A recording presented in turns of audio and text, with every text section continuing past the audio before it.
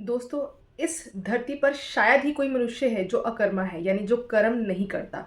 हर इंसान, हर व्यक्ति, हर क्षण किसी ना किसी कर्म को कर ही रहा होता है। लेकिन क्या आप एक कर्मयोगी हैं? दोस्तों, कर्म तो सभी करते हैं, लेकिन उस कर्म को करने के पीछे का भाव सबका क्या है, इससे हम सभी के अंदर एक डिफरेंस आता है।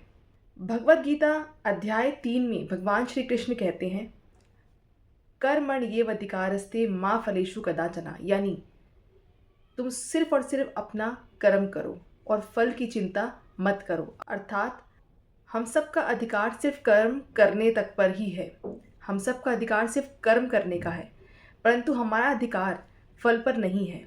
भगवत गीता का अध्याय 3 हमें कर्म योग सिखाता है, जिसमें भगवान श्री कृष्ण कहते हैं, अपना कर्म करो लेकिन परिणाम को छोड़ दो, परिणाम की चिंता करना छोड़ दो, अपने कर्म को मुझ पर समर्पित कर दो।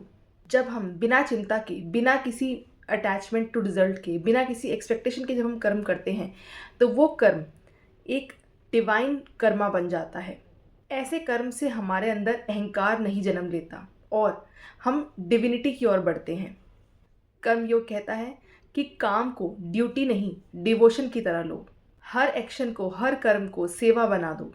भगवत गीता में भगवान श्री कृष्ण कहते हैं, जब तुम्हारा ध्यान कर्म के रिजल्ट से हटकर सेवा पर चला जाता है, तो वो कर्म भी अपने आप में मेडिटेशन बन जाता है।